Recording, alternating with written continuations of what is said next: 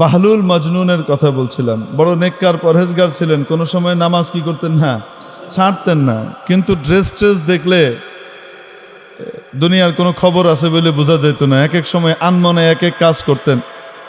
প্রায় সময় কবরস্থানে গিয়ে বসে থাকতেন। কোথায় গিয়ে বসে থাকতেন? হ্যাঁ, কবরস্থানের ভিতরে গিয়ে পুরনো কবর টবরের ভিতরে যদি গর্ত টত্ত থাকতো, অনেক সময় ধসে যায় না কবর, এই গর্তের ভিতরে পা ঝুলে চুপচাপ আনমনে বসে থাকতেন। কেউ জিজ্ঞেস করছে, আপনি এখানে কি করেন? এমন প্রতিবেশীদের কাছে আসছি যারা কাউকে কষ্ট দেয় না। বাহ! এমন প্রতিবেশীদের কাছে আসছি যারা কখনো কাউকে কি দেয় না, কষ্ট দেয় না। তাদের সাথে থাকতে আমি আনন্দ বোধ করি। কি মনে হয় আপনার, এটা সাধারণ পাগল? হ্যাঁ, এটা পাগল না বিশাল বুদ্ধিমান? বিশাল বুদ্ধিমান মানুষ, বোঝা যায় না। তো খলিফা হারুনুর রশিদ আবার এই বাহলুল মজনুনকে চিনত যে বড় আল্লাহওয়ালা মানুষ, বড় আল্লাহওয়ালা মানুষ। তো একদিন দেখে নদীর পাড়ে বসে বসে পা ঢুকিয়ে কি করতেছে, এই বালু খুঁটে না, বালু খুঁটতেছে, বেরম করে বালু খুঁটে। তো খলিফার সাথে খলিফার বিবিও আছেন, হাঁটতেছেন নদীর পাড়ে সকালবেলা, যে দেখে বাহলুল এই করে। তো জিজ্ঞেস করছে খলিফা, বাহলুল কি করো? জান্নাত বিক্রি করি। প্রথম জান্নাতের বালাখানা বানাই। কি বানাই?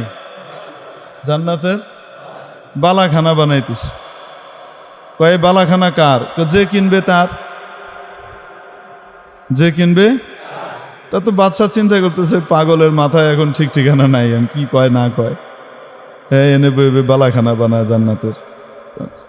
তো বেগম জিজ্ঞেস করছে, বাদশার বেগম সাহেবা জিজ্ঞেস করছে, তো আমি যদি কিনি? আপনিও পাইবেন। দাম কত? 1 আনা। কত? হয় 1 আনা। তো বাদশার বিবির সাথে সাথে কি করছে, 1 আনা দিয়ে দিচ্ছে। দিয়ে কইছে, তো আমাকে একটা দেন। হ্যাঁ, আপনি একটা পেয়ে গেছেন, যান।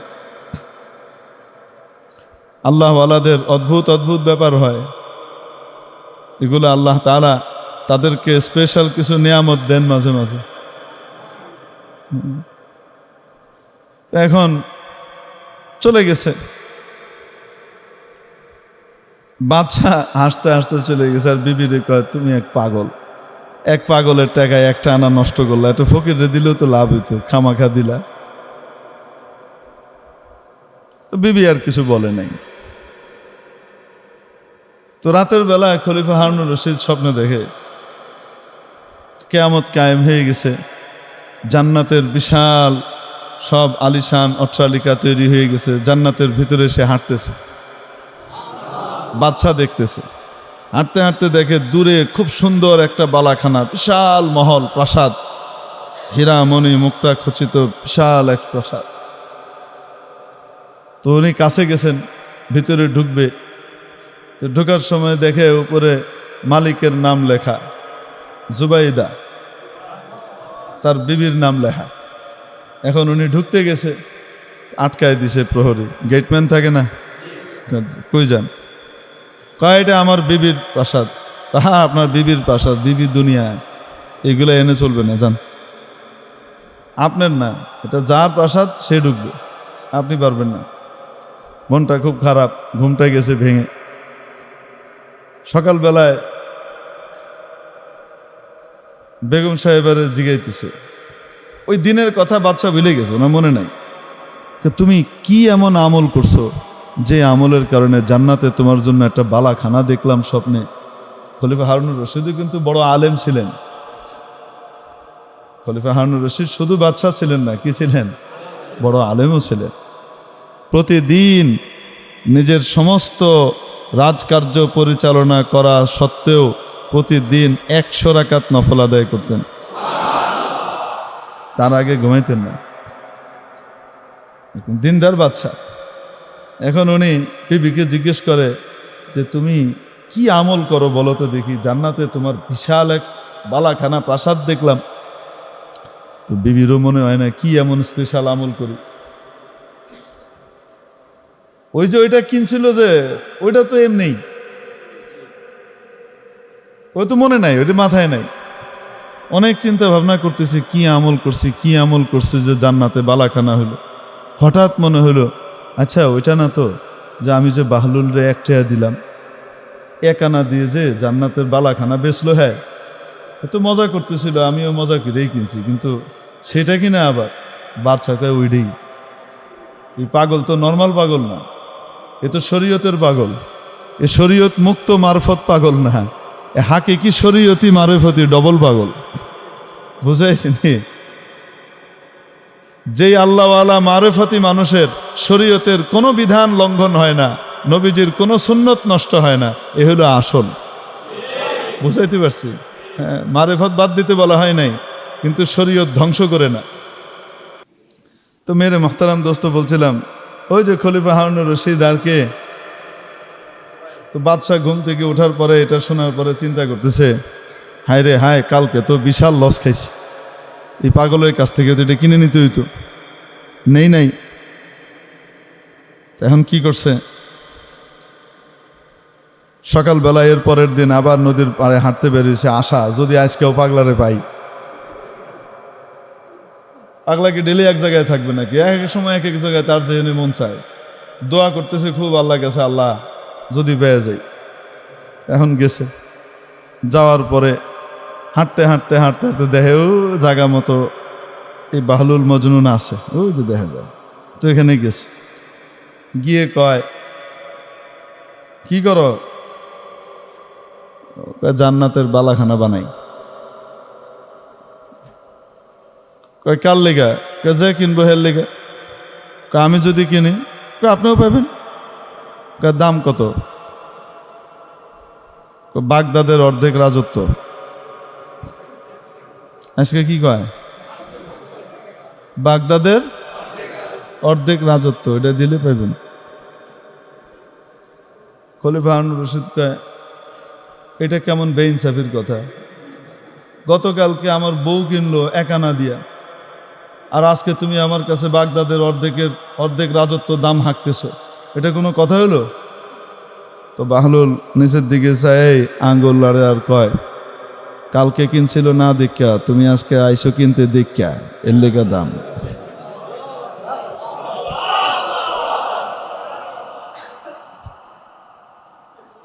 কালকে যে কিনছিল সে গায়েবের উপরে বিশ্বাস করে কিনছিল, আর আজকে তুমি যে কিনতে আইছো, আমি তো তারে কইছিলাম জান্নাতের দাম 1 আনা দিলেই তুমি পাইবা, তুমি আমার কাছে দাও, আমি আল্লাহর রাস্তায় খরচ করে দিব, তোমার পক্ষ থেকে খরচ করে দিব, এটাই তো কইছিলাম।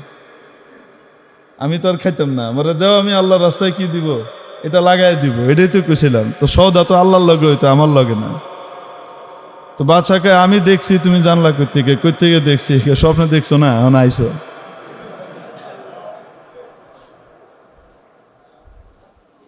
বাদশা তো আর কিনে নাই, গেছে গা।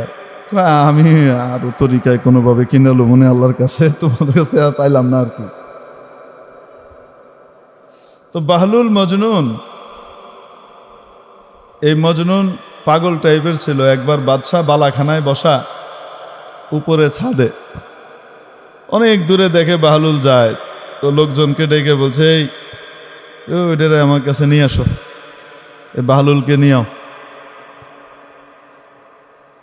তো তাড়াতাড়ি তারা করছে কি, বাহলুলকে চটপট ধরে এনে দোতলায় উঠাইতে, দোতলা অনেক উঁচা, এই ছোট দোতলা না, আমগো মতো 10 ফিটটা দোতলা না, 10 ফুটি 20 ফুটি দোতলা না। দেখেন না ব্রিটিশ আমলের দোতলা কয় তালা? আরে আপনাদের সলিমুল্লাহ মেডিকেল কলেজের 1 তালা কত উঁচা দেখেন না? ঢাকা মেডিকেলের 1 তালা 3 তালা উঁচা, ঠিক কি ঠিক না? এই আমলের দোতলা না, তো ওই আমলে তো দোতলা মানে বিশাল উঁচু, রাজা বাদশার বাড়ি। বলতে চট করে নিয়ে আসো। এখন এরা করছে কি, ওইরা নিয়ে এসা ওখানে দড়ি দিয়ে এক ধরনের কি ছিল, ব্যবস্থা ছিল যে দ্রুত শর্টকাট উপরে উঠা যায়, নামা যায়। নিচে দড়ি বাঁধা, উপরেও কি দড়ি বাঁধা। ওই জায়গার ভিতরে আস্তে করে ইয়ের ভিতরে বসায়া দিছে টান, সাই করে উপরে গেছে গা। তো যাওয়ার পরে এখন খলিফা হারুনুর রশিদ জিজ্ঞেস করে, আচ্ছা বাহলুল বলো তো দেখি, আল্লাহরে কেমনে পাওয়া যায়? তুমি যে আল্লাহর এত কাছাকাছি হইছো, তুমি কেমনে হইছো কত দেহি একটু। তো বাহলুল কয়, যেমনে আপনি আনলেন ওইভাবে। কয় এটা আবার কি? বলে বুঝেন নাই? তো উনি কইতেছে, আমি বাহলুল যদি আপনার সাথে দেখা করতে চাইতাম তাহলে আমাকে কত কাঠখড় পুড়িয়ে আপনার বাড়িতে আসা লাগতো, কত দৌড়ঝাঁপ করে আপনার কাছে আমাকে আসা লাগতো। কিন্তু যেহেতু চাইছেন আপনি, আমার মতো এক নগণ্য মানুষকে আপনি আপনার এখানে আনতে চাইছেন, এজন্য সিঁড়ি দিয়ে আসতে দেরি হবে এতটুকুও বরদাস্ত করা হয় নাই, ফু করে কৃত্রিম লিফট দিয়ে উড়াই লইছে, এত তাড়াতাড়ি এসে পড়ছে। মেরে মোহতারাম দোস্ত আজিজ ও বুজুর্গ আমার, এই কথা বলার উদ্দেশ্য হলো এই যে আল্লাহ তাবারাকা ওয়া তাআলা যদি নিজে দয়া করে আমাদেরকে তার ঘরে আসার জন্য নির্বাচিত করে না ডাকতেন, আমি আপনি আসতে পারতাম। অনেক বড় বড় শিক্ষিত, অনেক বড় বড় ডিগ্রিধারী, অনেক বড় বড় টাকাওয়ালা, অনেক বড় বড় যোগ্যতাওয়ালাদের কান পর্যন্ত আপনাদের এই মাহফিলের আওয়াজ গিয়েছে, খবর পৌঁছেছে, কার্ডও গেছে, দাওয়াতও গেছে, আসতে পারে নাই। আপনি আমি চলে আসছি, কে আনছেন? কে আনছেন? মাওলা যে আমাকে আপনাকে দয়া করে ডেকে নিয়ে আসলেন, শুকর আদায় করব কিনা? শুকর শুধু মুখে আদায় করব না কাজে কর্মেও করব? নবীজি সাল্লাল্লাহু আলাইহি ওয়াসাল্লাম আমাদেরকে কোরআনে পাকের মাধ্যমে আল্লাহর বাণী জানিয়ে দিয়েছেন, লা ইন শাকারতুম লাযীদান্নাকুম ওয়া লা ইন কাফারতুম ইন্না আযাবি লাশাদীদ। ও আমার বান্দা বান্দিরা, যদি তোমরা আমার দেওয়া নেয়ামতের মূল্যায়ন করো, শুকর আদায় করো, তাহলে মনে রাখবা অবশ্যই অবশ্যই আমি নেয়ামত বাড়িয়ে দেব।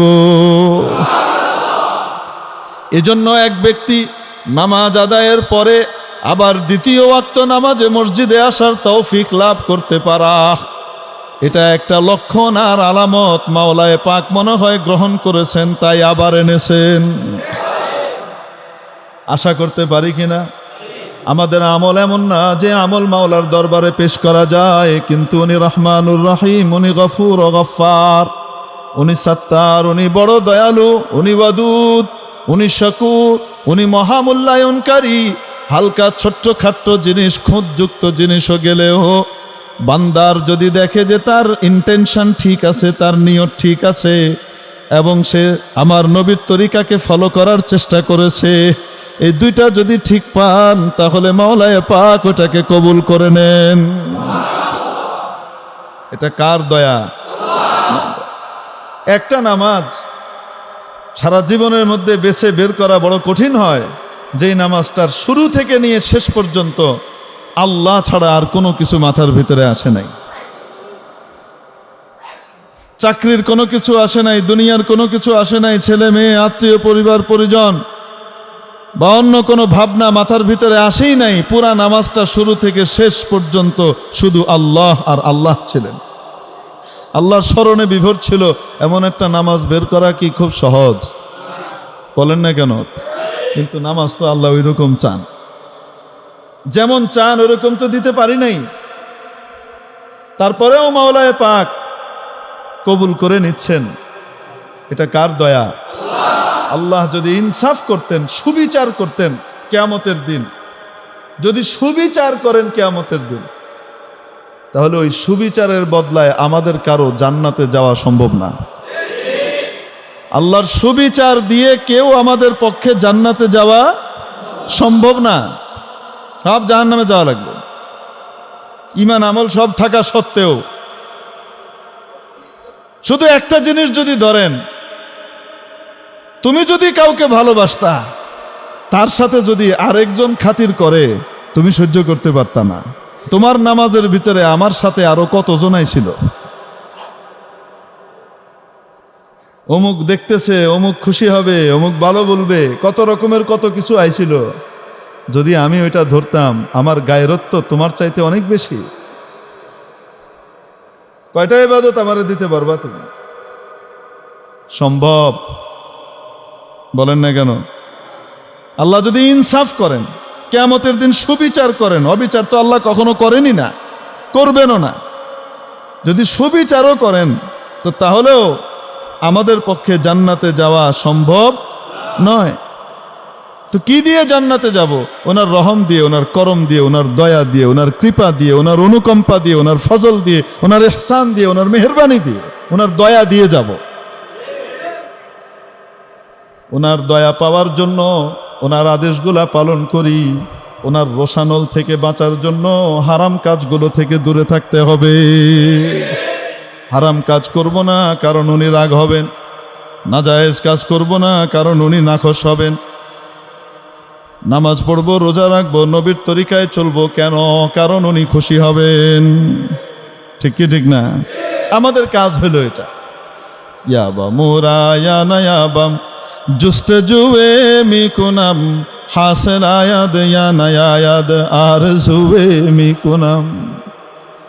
ইয়াবা মোরা ইয়ানা ইয়াবাম জুস্তে জুয়ে মিকুনাম হাসেল আয়াদ ইয়ানা আয়াদ আর জুয়ে মিকুনাম। আয় মাওলা, যেরকম নেক আমল তোমার সামনে দেওয়া দরকার ছিল, একটা আমলও তো তোমার মন মতো ইচ্ছা মতো করে দিতে পারি নাই। তারপরও চেষ্টা করে যাব, চেষ্টা করে যাব, চেষ্টা করে যাব যেন তোমাকে পাইতে পারি, তোমার সন্তুষ্টি যেন পেতে পারি। আমি চেষ্টা করা ছাড়ব না। আমার কাজ চেষ্টা করা, পূর্ণতা দেওয়ার মালিককে মহাদয়াবান মাওলা দয়া করে আমাদেরকে তার সন্তুষ্টি নসিব করবেন বলি আমিন। চেষ্টা তো করে যাও, ঠিক কি ঠিক না? না চেষ্টা ছেড়ে দিব? আরে মোহতারাম দোস্ত, এই জন্য বলছিলাম, আল্লাহ যদি কিয়ামতের দিন সুবিচার করেন তাও আমাদের জান্নাতে যাওয়া সম্ভব না। আগেকার আমলের এক বুজুর্গ, আগেকার আমলের মানুষ অনেক লম্বা হায়াত পেত। হযরত আদম আলাইহিস সালাম 1000 বছর হায়াত পেয়েছেন। নূহ আলাইহিস সালাম ওই রকমই কাছাকাছি বয়সের হায়াত পেয়েছেন। কেউ কেউ আরো বেশি লম্বা হায়াত পেয়েছেন। তো আগেকার আমলের এক বুজুর্গ 1000 বছর ইবাদত করেছেন। কত বছর? 1000 বছর ইবাদত করেছেন। বয়স হয়ে গেছে। জমানার নবী বয়ান করার সময় বলছেন, বয়সের তুলনায় নবী যিনি আছেন এখন উনি নবীন, বহু আগের কথা। উনি বয়ানের ভিতরে বলছেন, আল্লাহর রহমত ছাড়া কেউ জান্নাতে যেতে পারবে, শুধু ইবাদত দিয়ে যাওয়া সম্ভব না। এখন এই বুজুর্গ মনে মনে কয়, এটা কেমন কথা কইল? এত ইবাদত করছি, আমার বুঝে ইবাদত দিয়ে আমি যাইতে পারবো না, এটা কোনো কথা হইল? যাই হোক, রাতের বেলায় ঘুমিয়েছেন, তো স্বপ্নে দেখে হাসরের ময়দান কায়েম হয়ে গেছে। কি কায়েম হয়েছে? হাসরের ময়দান কায়েম হয়েছে। এখন দেখে প্রচন্ড তাপে পিপাসায় সবাই অস্থির, উনিও অস্থির, পানির জন্য পাগল, কিন্তু পানি পাওয়া যাইতেছে না। হঠাৎ দেখে এক লোক হাতে 1 গ্লাস পানি নিয়ে কি করতেছে? যাইতেছে। কয় আমাকে একটু পানি দেন। দাম দাও। কয় দাম তো নাই, কি দিয়ে দিব? টাকা পয়সা তো নাই এখানে। কয় এখানে তো চলবে নেক আমল, তোমার কারেন্সি নেক আমল, নেক আমল দাও, কিনো। কতটুক নেক আমল লাগবে বলেন? নেক আমল কতটুক লাগবে? 1 গ্লাসের দাম তো 1000 বছরের ইবাদত, আধা গ্লাস 500 বছরের। কয় আধা গ্লাস দেন। সব দিয়ে দিলে যাবো কেমনে জান্নাতে? আধা গ্লাস দেন। আধা গ্লাস নিয়ে খাইছে, খাওয়ার পরে পিপাসা আরো বাড়ছে। পুরা পানি ঠিক মতো না গেলে পিপাসা কমে না বাড়ে? কয় আধা গ্লাস দেন, পিপাসা বেশি বেড়ে গেছে, কারো 500 বছরের ইবাদত দেওয়া লাগবে। দিয়ে দিছে। আল্লাহর সামনে হাজির হয়েছে। কি আনছো? এ আল্লাহ, নাই তো কিছু। কয় কি আশা করো? কয় আপনার রহমত আশা করি। আল্লাহ কয় হ্যাঁ, আমার রহমত ছাড়া কেউ জান্নাতে যাবে না। দুনিয়াতে যে পানি খাইতেছি, আল্লাহ তাআলা যদি এই পানিগুলার দাম ধরতেন, পানিগুলার দাম দিতে পারবো? কোনো কিছুর দাম ধরলে দিতে পারবো? যার কাছে দুনিয়ার এক পয়সা নাই তাকেও আল্লাহ তাআলা কোটি কোটি টাকার সম্পদ দিয়ে রাখছেন। আপনারা হসপিটালে আছেন, এই মিটফোর্ড হাসপাতাল বাংলাদেশের নামকরা সেরা হাসপাতালের ভিতরে একটা, প্রাচীন হাসপাতালের মধ্যে বড় বড় অপারেশন হয়। কিডনি প্রতিস্থাপন করতে গেলে কিডনি নষ্ট হয়ে গেছে, একটা কিডনির দাম কয় লাখ টাকা, কয় না কেন? চোখ নষ্ট হয়ে গেছে, চোখ দান করতেছে একজন, ঠিক আছে আমার চোখটা নিয়ে দাও। চোখটার দাম কত বলেন না কেন? আপনাকে 10 লাখ টাকা দিলে আপনি চোখ একটা দিয়ে দিবেন? যদি কয় 2 চোখ, এক চোখে তো হবে না, সেট লাগবে, পুরা সেট লাগবে, 5 কোটি টাকা দিব, দিবেন 5 কোটি টাকা দিয়ে? দিব না। তাহলে এক একটা অঙ্গের দাম কত, শরীরের এক একটা জিনিসের দাম কত হিসাব করেন। যেগুলা স্পেয়ার দিয়ে দিছে আল্লাহ তাআলা, কিডনি তো 2টা দিয়ে দিছে, একটা থাকলে না গেলেও আরেকটা হইলেও চলে, কয় না কেন? যেটার কোনো স্পেয়ার পার্টস নাই, হার্ট দিয়ে দিছেন, কোনো স্পেয়ার কিছু নাই, বিক্রি করবেন হার্টটা? 50 কোটি টাকা দিয়ে হার্টটা বেচতে দিলে বেচবেন? তাহলে কত টাকা আল্লাহ মালিক বানায় থুয়ে দিছে ফাও ফাও। হসপিটালে যাদের অক্সিজেন দরকার পড়ে, একটা পর্যায়ে অক্সিজেন কিনা লাগে, কয় না কেন? এত ইউনিট এত টাকা, এত ঘন্টায় এত টাকা, আছে না নাই? ফ্রি অক্সিজেন ব্যবহার করতেছি, কোনোদিন আল্লাহ তাআলা ট্যাক্স বসাইছে? বসাই নাই। আর কত দয়া। তারপরে বেটাগিরি দেখাই, আল্লাহ আম করে জান্নাত দিব না, মানে পাইছেটা কি? বাপরে বাপটা কি? তবে হ্যাঁ, যদি শুকর আদায় করি, মাওলা যে নিয়ামত দিয়েছেন সেই নিয়ামতের শুকর আদায় করলে রব্বুল আলামিন বলেন লা আযীদান্নাকুম, অবশ্যই অবশ্যই তোমার নিয়ামত বাড়িয়ে দিব। নিয়ামতের শুকর কাকে বলে? একটা হলো মৌখিক শুকর, আলহামদুলিল্লাহ, কৃতজ্ঞতা জানালাম মুখ দিয়ে। আরেকটা হলো কাজে কর্মে শুকর।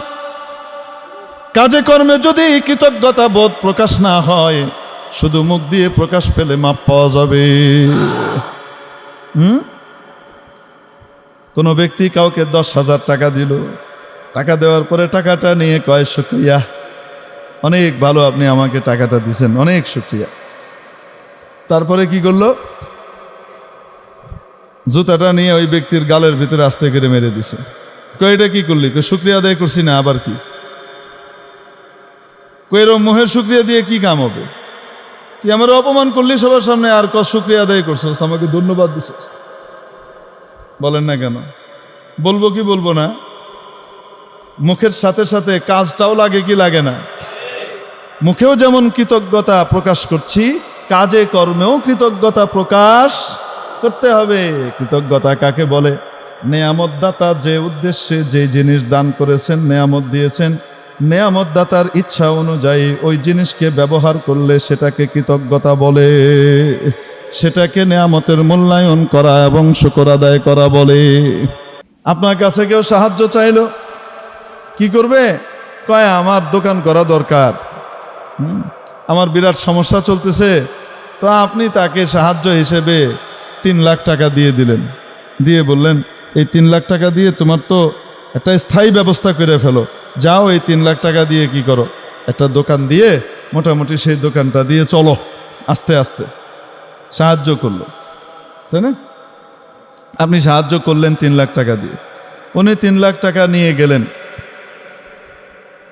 নিয়ে যাওয়ার পরে আপনি যেভাবে চেয়েছেন সেভাবে সে দোকান দিয়েছে, আপনার পরামর্শ মেনেছে, দোকান টোকান দিয়ে ঠিকমতো ব্যবসা করে এই 3 লাখ টাকা থেকে তার 6 লাখ টাকা আয় হয়ে গেছে। কয়েকদিন পরে সে হঠাৎ আরেকটা বিপদে পড়ছে, আপনার কাছে আসছে, কত দরকার? 10 লাখ টাকা দরকার, এখন ঠেকায় পড়ছি, ঋণ দিলেই হয়। তো 10 লাখ টাকা দিয়ে কইব যা, ঋণ দরকার নেই, তুই এটারে কামে লাগা। যেই উদ্দেশ্যে আপনি টাকাটা দিছিলেন, যেহেতু সে ওই উদ্দেশ্যে ব্যবহার করছে, আবার সে আসলে আপনি আবার দিবেন। বলেন না কেন? তার আবার প্রয়োজন হলে আপনার কাছে আসলে আপনি আবার দিবেন।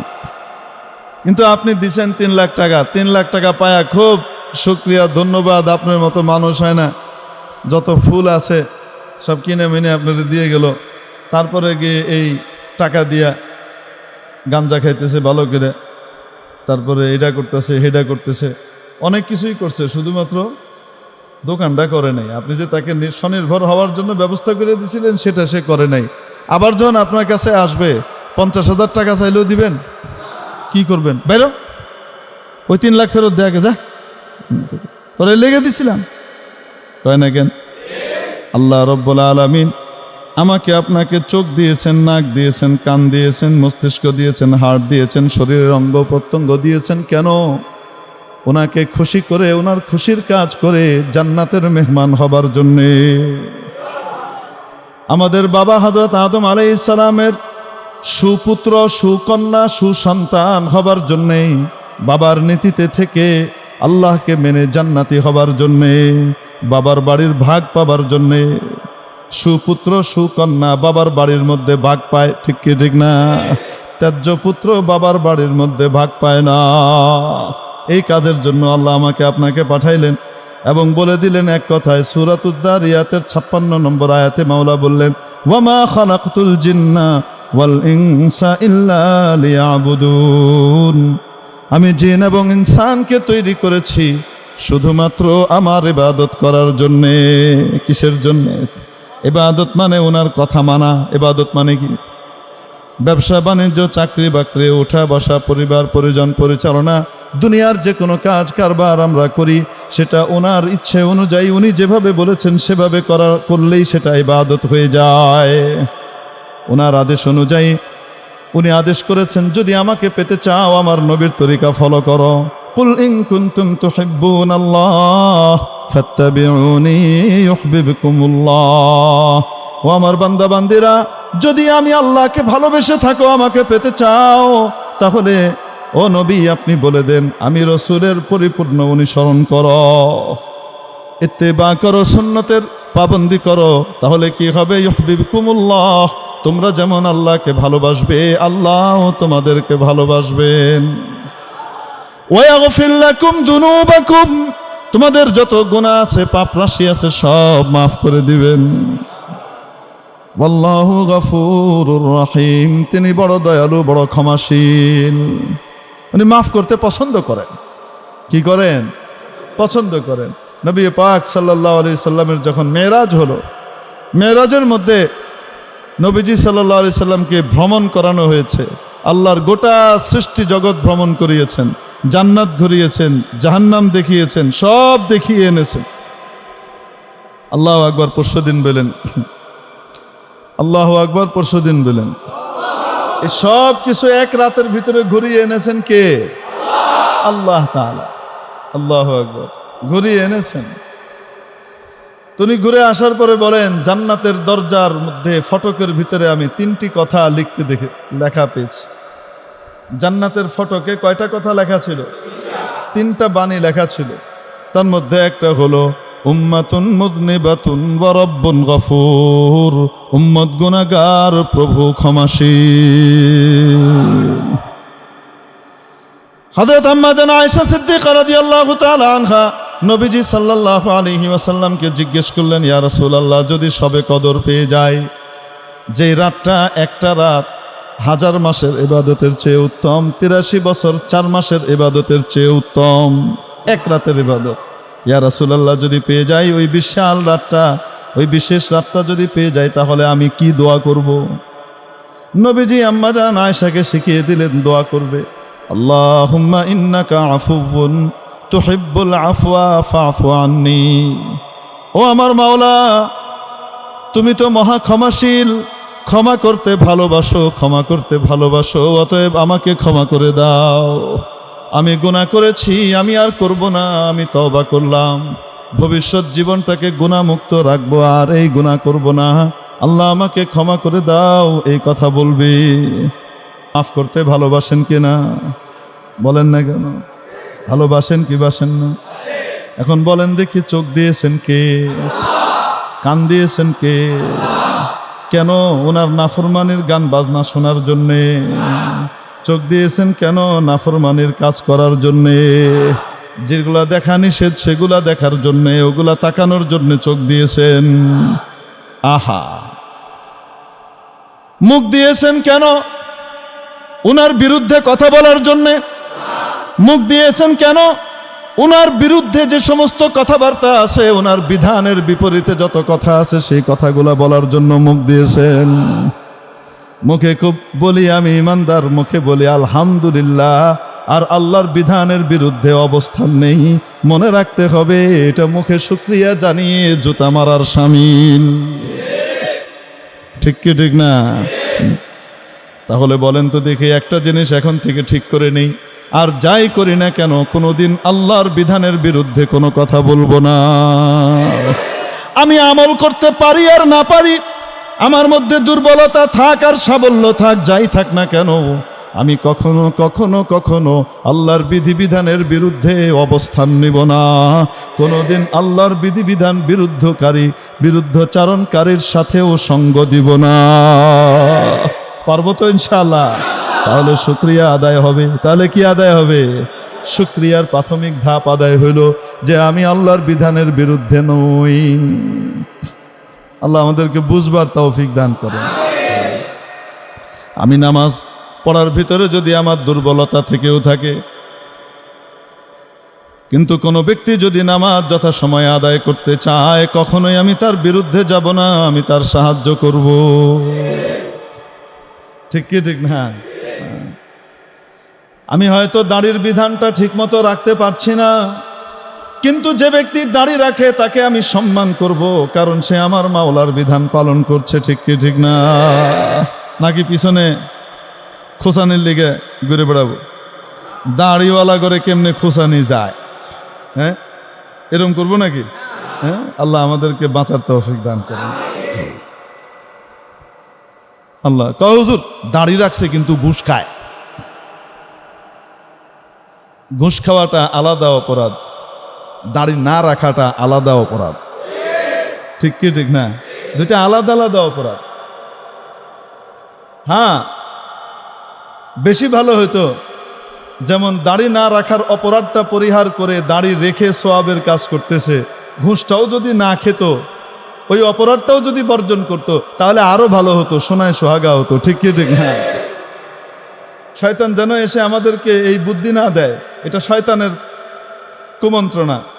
আরে হুজুর বহুত দেখছি দাঁড়িয়ে আছে, মাথায় টুপি পরে, এই পরে, আর সমান তালে ঘুষ খায়, পয়সা ছাড়া কোনো কাম করে না, দেখছি, এর লেগে নামাজ পড়ি না।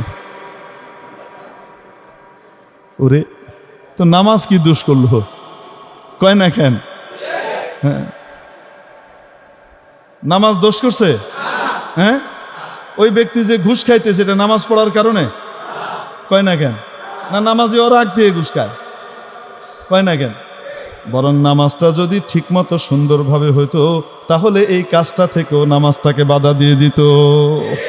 নামাজ দুর্বল, নামাজটা শক্তিশালী হয় নাই, এজন্য এই অপকর্মটা করে বেড়ায়। সূরা আনকাবুতের ৪৫ নম্বর আয়াতে রব্বুল আলামিন বলেন, উতলু মা উহিয়া ইলাইকা মিনাল কিতাবি ওয়া আকিমিস সালাহ ইন্নাস সালাতা তানহা আনিল ফাহশাই ওয়াল মুনকার। ও নবী, নামাজ কায়েম করেন। নিশ্চয় নামাজ মানুষকে অশ্লীল, নির্লজ্জ কাজ, লজ্জাস্কর কাজ এবং অন্যায় কাজ থেকে, অপরাধ থেকে বাধা দেয়। কি দেয়? গুনাহ থেকে বাধা দেয়, নির্লজ্জ কাজ থেকে বাধা দেয়। কে বাধা দেয়? আরে নামাজ বাধা দেয়। কি বাধা দেয়? যদি কেউ নামাজও আদায় করে কিন্তু ওইটাও অন্যায়ও ছাড়তেছে না, তাহলে বুঝতে হবে নামাজ দুর্বল, নামাজ শক্তিশালী হয় না। যেহেতু দুর্বল নামাজ দিয়ে আর কি কাম? দুর্বল নামাজ পড়ে কি লাভ? বুঝেননি? একটা লাভ আছে, সেই লাভ হলো নামাজটা আদায় করার কারণে নামাজ না পড়লে যে ওনার ডান্ডা খাইতে হইতো, ওইটার থেকে বাঁচছে। কয় না কেন? হ্যাঁ, তবে নামাজটাকে যদি সুন্দর করে ফেলতে পারতাম, তাহলে অন্যায় অপরাধ থেকেও বেঁচে যেতাম। এজন্য নামাজ সুন্দর করতে হবে কিনা? কোনো নামাজি ঘুষ খায়, কোনো নামাজি উল্টাপাল্টা করে, জমি দখল করে, জুলুম করে, তাই বলে আমি নামাজ পড়বো না? ও যে অন্যায় করে, এটা কি নামাজের কারণে করে? আরে কয় না কেন? বরং আপনি নজির দিয়ে দেখান যে আমি নামাজও পড়ি, অন্যায়ও করি না, আমার নামাজ শক্তিশালী। আল্লাহ তাআলা আমাদেরকে শক্তিশালী নামাজ অর্জন করবার তৌফিক